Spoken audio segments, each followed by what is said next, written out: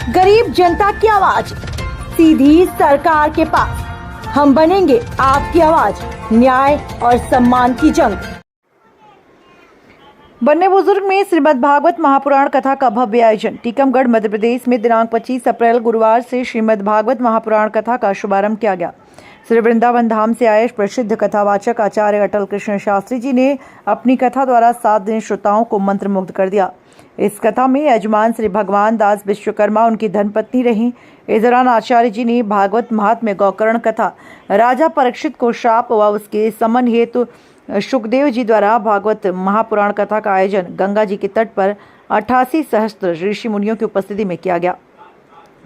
सृष्टि रचना, जीवों और लोकों की रचना, सभी दीपों का वर्णन, स्वर्ग एवं नरक, समुद्र मंथन की कथा का वर्णन करने के उपरांत 10वें स्कंद की कथा का शुभारंभ किया। इसमें कंस का अत्याचार, श्री कृष्ण जन्म से लेकर उनकी समस्त बाल लीलाओं और असुरों के वध का वर्णन किया गया।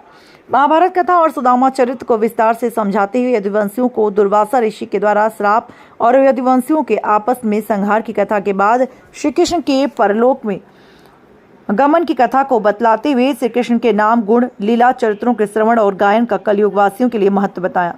इस बृहत महापुराण कथा का आयोजन विश्वकर्मा परिवार बनने बुजुर्ग डिमरिया बाबा मंदिर, पलेरा, टीकमगढ़, मध्य प्रदेश द्वारा किया गया, जिसमें प्रतिदिन सैकड़ों भागवत प्रेमी श्रोताओं, जिसमें स्त्री पुरुष बच्चियां भी थे, आकर कथा का शुद्धामृत पान कर अपने जीवन को धन्य करके पुनर्जित किया। यह कथा 25 अप्रैल से 2 मई तक चली। 2 मई को कथा का समापन कर पूजन हवन किया। पूजन हवन के बाद समस्त ग्रामवासियों को भोज हेतु आमंत्रित किया। सभी लोगों ने वहां आकर प्रसाद ग्रहण किया।